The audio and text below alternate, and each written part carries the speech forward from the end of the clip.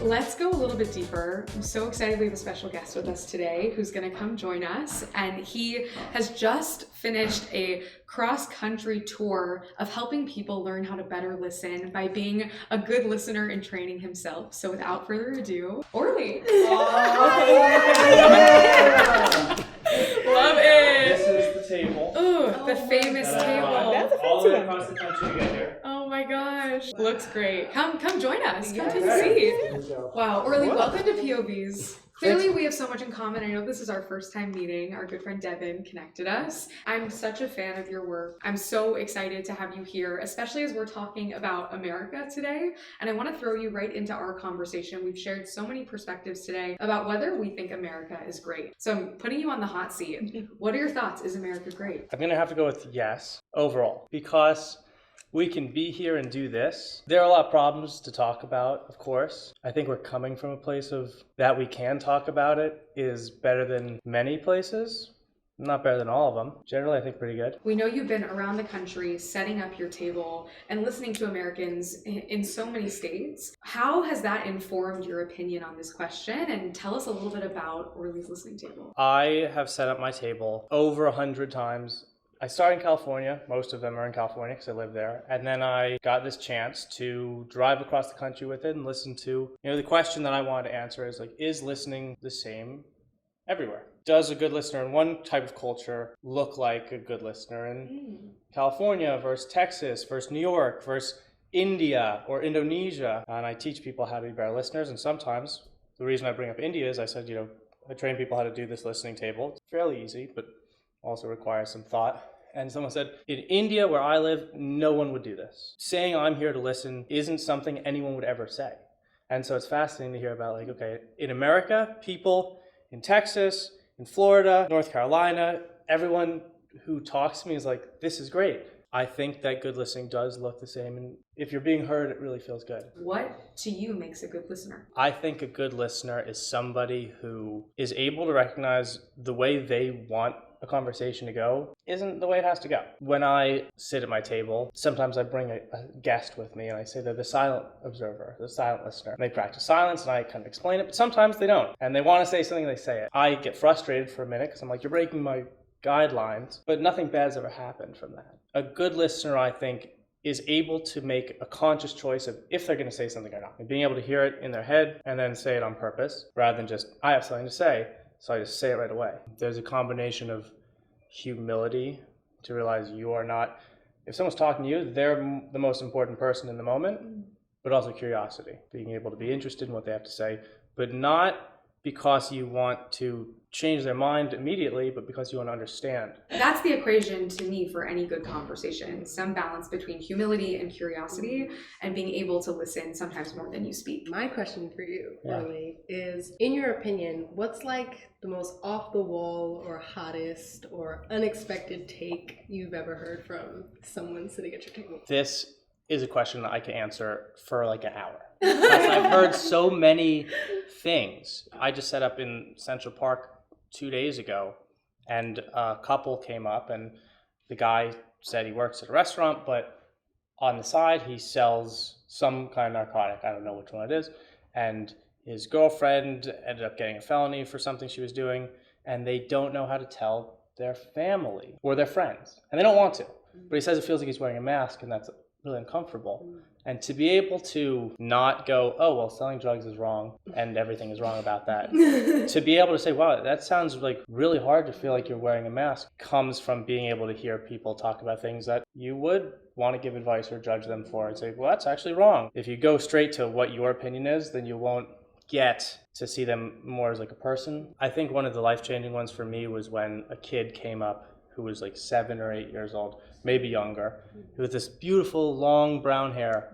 And his parents and family were there, but not within earshot. And he says, I don't know if I should get a haircut or not. Should I get a haircut? My friends and everyone at school doesn't like my hair. They don't understand it. But me and my best friend think it's cool.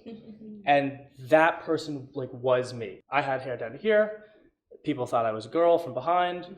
It was hard for me, but I loved it. And in this moment, I was like, I want to tell this kid, everything's good. Keep your hair. Do the thing. What would I want to have heard when I was younger? And that's when I realized, this is his decision in his life. And I can reflect to him or respond and say, what do you want to do?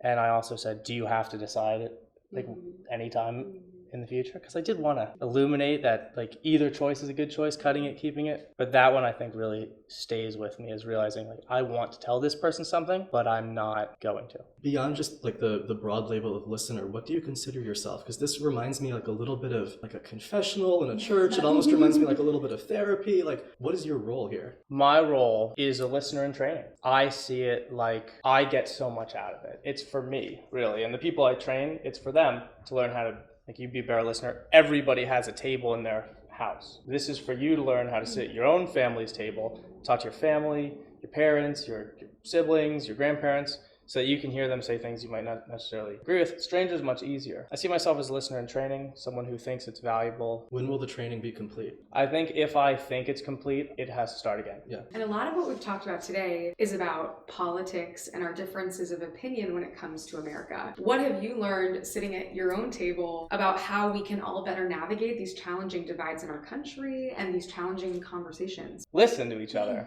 Obviously, there is something underneath the immediate, this is wrong and this is right. And there's a lot of things that I think are like wrong things, but I like to understand how you came to this understanding of something being wrong. For example, someone came and we talked about free speech for a while, and he said, basically you should be able to say whatever you want, but you cannot have a pride parade. Just like off the table. We've probably talked for like 30 minutes of me just trying to understand, like, where do you not see that these are the same thing?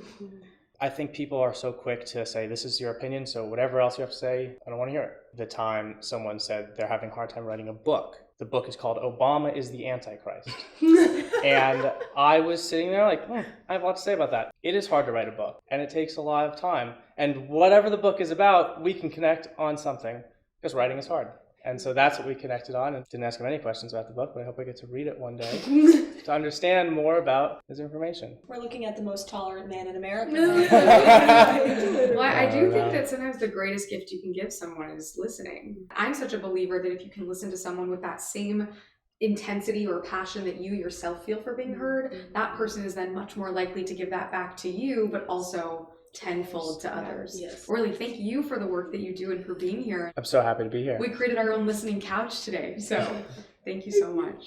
It's a pleasure. And since you're here, I wanted to just open up to our guests for a moment. As we reflect on our conversation today, we have been so many places all around this question, is America great? So I want to know for each of you, where do we go from here? How do you hope to continue this conversation outside of our studio?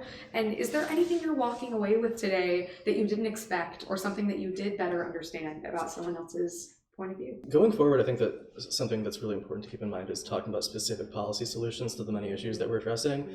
Like, I wish I had a chance to talk about specific legislation and specific proposals on the federal, state, and local levels to address a lot of the issues we talked about. I want to get like into the nitty-gritty minutia of how to actually deal with these things that we're addressing. I think that there are so many points within history, and also points that we're seeing, in our legislative bodies now that could have been talked about for hours. But the minutia is important, and I wish that we had more time to really dig into that, and also talk about the social implications of the policy and of those, data points that we often kind of glaze over in these conversations. For me, going forward from here would be, as an immigrant, how to uplift other people from here. We're all Gen Z here, and we are living in a digital age, right? We are the first American generation to grow up with cell phones, like literally in our hands, attached to our hips.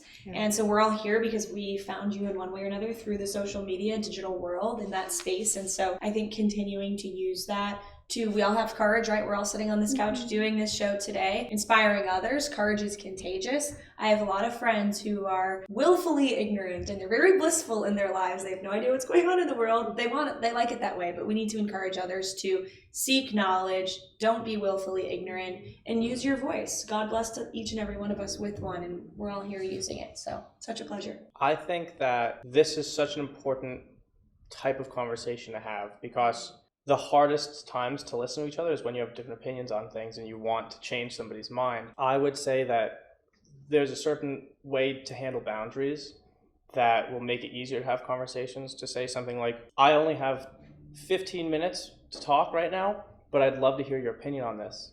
so that you give people a space, say, look, we're not going to have an hour-long argument. Or you say, hey, I just want to understand you right now, so can you tell me about this? So you give people an understanding of, I want to understand you, not to fight with you. And then you can have a conversation where someone goes, oh, okay, I can talk about this more comfortably than if I was like, hey, I want to debate you about this.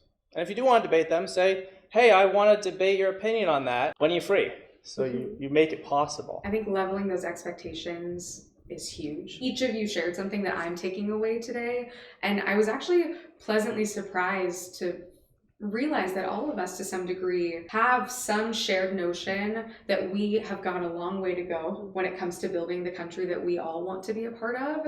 We have things that we're proud of to live here, but we also acknowledge that maybe there are aspects of America that is flawed and it's okay to talk about them. And I think I was expecting for us to have much stronger answers on those questions that would prevent us from seeing somewhat of a similar perspective. And so I'm leaving today feeling like we at least have a shared notion that we have a lot of work to do, but we're starting from a similar place of acknowledging that there are things we need to fix. Mm-hmm. Thank you so much for being here and for bringing your entire self to the couch. We always like to say we can't unify without each and every one of us, you and I. So thank you for being a part of our mission. Orly, thank you for joining us, and especially to our friends at Made by Us for making this conversation possible. They're a coalition that helps inform and inspire so many citizens across our country to create a better future for all of America, and we're excited to continue these conversations after today. So thank you all so much for being here, and excited for our part 2.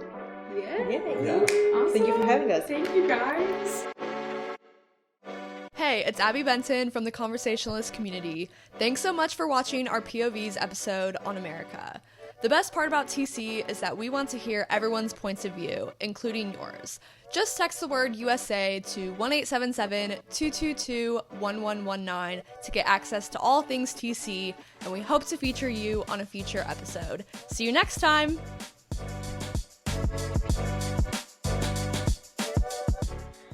I know we're going to be great friends. That's the ingredient. That's the equation to me for any good conversation. Some balance between humility and curiosity.